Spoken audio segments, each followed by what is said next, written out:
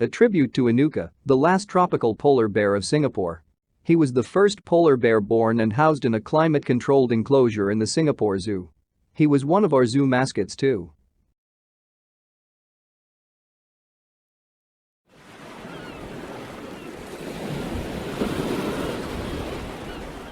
The polar bear is a hypercarnivorous bear who's native to the Arctic Circle, encompassing the Arctic Ocean.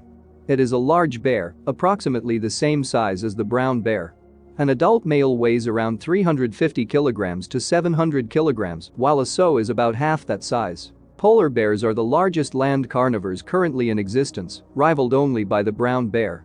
Although it is the sister species of the brown bear, it has evolved to occupy a narrower ecological niche, with many body characteristics adapted for cold temperatures, for moving across snow, ice and open water, and for hunting seals, which make up most of its diet. Although most polar bears are born on land, they spend most of their time on the sea ice. Their scientific name means maritime bear and derives from this fact. Polar bears hunt their preferred food of seals from the edge of sea ice, often living off fat reserves when no sea ice is present. Because of their dependence on the sea ice, polar bears are classified as marine mammals. Due to the expected habitat loss caused by climate change, the polar bear is classified as a vulnerable species. For decades, large-scale hunting raised international concern for the future of the species, but populations rebounded after controls and quotas began to take effect. For thousands of years, the polar bear has been a key figure in the material, spiritual, and cultural life of circumpolar peoples, and polar bears remain important in their cultures. Historically, the polar bear has also been known as the white bear. It is sometimes referred to as the Nanook, based on the Inuit term Nanak. The polar bear is a marine mammal because it spends many months of the year at sea. However, it is the only living marine mammal with powerful, large limbs and feet that allow them to cover kilometers on foot and run on land. Its preferred habitat is the annual sea ice covering the waters over the continental shelf. These areas, known as the Arctic Ring of Life, have high biological productivity in comparison to the deep waters of the high Arctic. The polar bear tends to frequent areas where sea ice meets water to hunt the seals that make up most of its diet. Freshwater is limited in these environments because it is either locked up in snow or saline. Polar bears are able to produce water through the metabolism of fats found in seal blubber and are therefore found primarily along the perimeter of the polar ice pack rather than in the polar basin close to the North Pole, where the density of seals is low. Annual ice contains areas of water that appear and disappear throughout the year as the weather changes.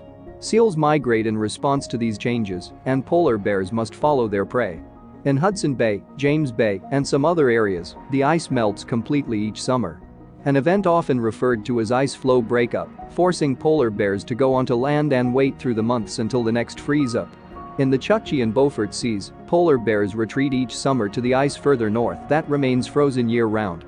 Adult females are roughly half the size of males and normally weigh 150 kilograms to 250 kilograms. When pregnant, however, females can weigh as much as 500 kilograms. The largest polar bear on record, reportedly weighing 1,002 kilograms, was a male shot at Kotzebue Sound in northwestern Alaska in 1960. This specimen, when mounted, stood 3.39 meters tall on its hindlegs. The shoulder height of an adult polar bear is 122 to 160 centimeters. While all bears are short-tailed, the polar bear's tail is relatively the shortest amongst living bears, ranging from 7 to 13 centimeters. The pads of the paws are covered with small, soft papillae, which provide traction on the ice. Polar bears are superbly insulated by up to 10 centimeters, causing them to overheat at temperatures above 10 degrees centigrade. It's like when you feel cold and wear layers of clothing to a total of 10 centimeters in thickness. The white coat usually yellows with age. When kept in captivity in warm, humid conditions, the fur may turn a pale shade of green due to algae growing inside the guard hairs. Males have significantly longer hairs on their forelegs, which increase in length until the bear reaches 14 years of age. The male's ornamental foreleg hair is thought to attract females, serving a similar function to the lion's mane.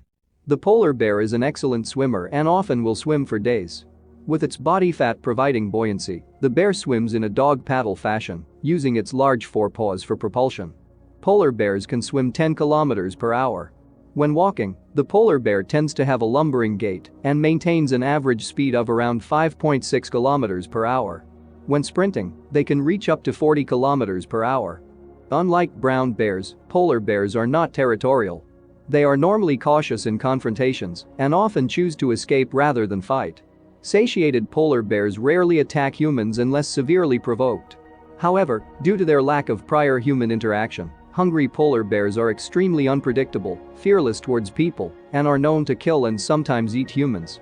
Many attacks by brown bears are the result of surprising the animal, which is not the case with the polar bear.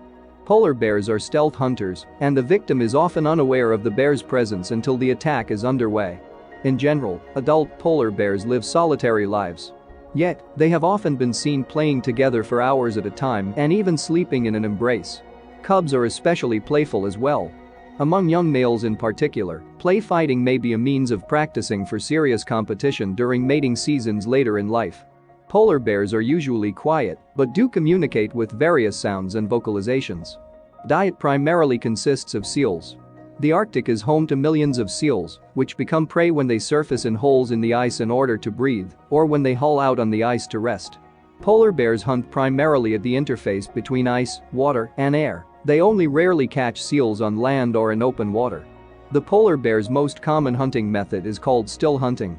The bear uses its excellent sense of smell to locate a seal breathing hole and crouches nearby in silence for a seal to appear. The bear may lie in wait for several hours. When the seal exhales, the bear smells its breath, reaches into the hole with a forepaw, and drags it out onto the ice. The polar bear kills the seal by biting its head to crush its skull. The polar bear also hunts by stalking seals resting on the ice. Upon spotting a seal, it walks to within 90 meters and then crouches. If the seal does not notice, the bear creeps to within 9 to 12 meters of the seal and then suddenly rushes forth to attack. A third hunting method is to raid the birth layers that female seals create in the snow. Mature bears tend to eat only the calorie-rich skin and blubber of the seal, which are highly digestible, whereas younger bears consume the protein-rich red meat. After feeding, polar bears wash themselves with water or snow. Bears perform hand hygiene too. Most terrestrial animals in the Arctic can outrun the polar bear on land, as polar bears overheat quickly, and most marine animals the bear encounters can outswim it. In some areas, the polar bear's diet is supplemented by walrus calves and by the carcasses of dead adult walruses or whales, whose blubber is readily devoured even when rotten. Polar bears sometimes swim underwater to catch fish. Polar bears are capable of fasting for up to several months during late summer and early fall, when they cannot hunt for seals because the sea is unfrozen. When sea ice is unavailable during summer and early autumn, some populations live off fat reserves for months at a time, as polar bears do not hibernate any time of the year. Although seal predation is the primary and an indispensable way of life for most polar bears, when alternatives are present they are quite flexible. Polar bears consume a wide variety of other wild foods, including reindeer, birds, eggs, rodents, crabs, other crustaceans and other polar bears. They may also eat plants, including berries, roots, and kelp. However, none of these have been a significant part of their diet, except for beach-cast marine mammal carcasses. Courtship and mating take place on the sea ice in April and May, when polar bears congregate in the best seal hunting areas. A male may follow the tracks of a breeding female for 100 kilometers or more, and after finding her engage in intense fighting with other males over mating rights, fights that often result in scars and broken teeth. Polar bears have a generally polygynous mating system. Recent genetic testing of mothers and cubs, however, has uncovered cases of litters in which cubs have different fathers. Partners stay together and mate repeatedly for an entire week. The mating ritual induces ovulation in the female. After mating, the fertilized egg remains in a suspended state until August or September. During these 4 months, the pregnant female eats prodigious amounts of food, gaining at least 200 kilograms and often more than doubling her body weight. Polar bears rarely live beyond 25 years. The oldest wild bears on record died at age 32, whereas the oldest captive was a female who died in 1991, age 43. The causes of death in wild adult polar bears are poorly understood, as carcasses are rarely found in the species' frigid habitat. In the wild, old polar bears eventually become too weak to catch food and gradually starve to death. Polar bears injured in fights or accidents may either die from their injuries or become unable to hunt effectively, leading to starvation. Almost all parts of polar bears had a use. The fur was used in particular to make trousers and, by the Nenets, to make galoshes like outer footwear called tobak. The meat is edible, despite some risk of trichinosis. The fat was used in food and as a fuel for lighting homes, alongside seal and whale blubber. Sinews were used as thread for sewing clothes. The gallbladder and sometimes heart were dried and powdered for medicinal purposes. The large canine teeth were highly valued as talismans. Only the liver was not used, as its high concentration of vitamin A is poisonous. Traditional subsistence hunting was on a small enough scale to not significantly affect polar bear populations, mostly because of the sparseness of the human population in polar bear habitat. Commercial harvests are carried out by Russia and North America. These numbers of hunted polar bears have been increasing as the years go. They even set up a baited box with a gun, aiming at polar bear head level. The gun is triggered when the bear pulls the bait. In 1973, the International Agreement on the Conservation of Polar Bears was signed by all 5 nations whose territory is inhabited by polar bears: Canada, Denmark, Norway, the Soviet Union, and the United States.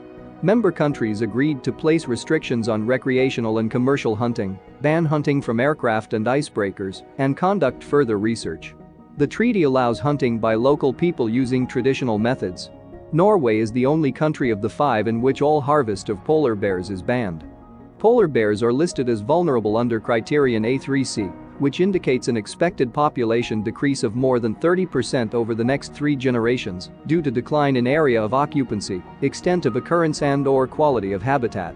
Risks to the polar bear include climate change, pollution in the form of toxic contaminants, conflicts with shipping, oil and gas exploration and development, and human-bear interactions including harvesting and possible stresses from recreational polar bear watching. According to the World Wildlife Fund, the polar bear is important as an indicator of Arctic ecosystem health.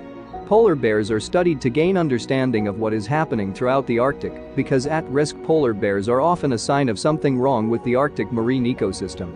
The key danger posed by climate change is malnutrition or starvation due to habitat loss. Polar bears hunt seals from a platform of sea ice. Rising temperatures cause the sea ice to melt earlier in the year, driving the bears to shore before they have built sufficient fat reserves to survive the period of scarce food in the late summer and early fall. Reduction in sea ice cover also forces bears to swim longer distances, which further depletes their energy stores and occasionally leads to drowning. Thinner sea ice tends to deform more easily, which appears to make it more difficult for polar bears to access seals.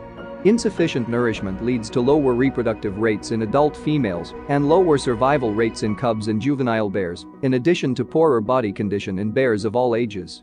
Polar bears accumulate high levels of persistent organic pollutants, such as polychlorinated biphenyl, PCBs, and chlorinated pesticides. Due to their position at the top of the ecological pyramid, with a diet heavy in blubber in which halocarbons concentrate, their bodies are among the most contaminated of Arctic mammals. Halocarbons are known to be toxic to other animals because they mimic hormone chemistry, and biomarkers such as immunoglobulin G and retinol suggest similar effects on polar bears. PCBs have received the most study, and they have been associated with birth defects and immune system deficiency.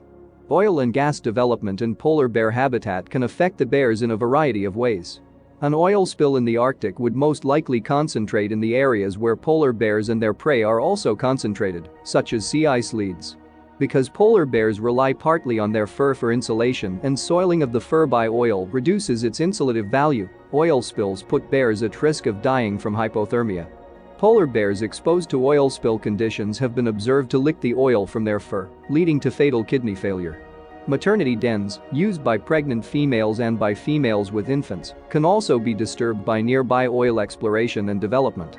Disturbance of these sensitive sites may trigger the mother to abandon her den prematurely or abandon her litter altogether. Feel free to drop a comment down below or request on the next sea creature you like to see on this channel. If you like what I am doing, please subscribe to the channel and hit the bell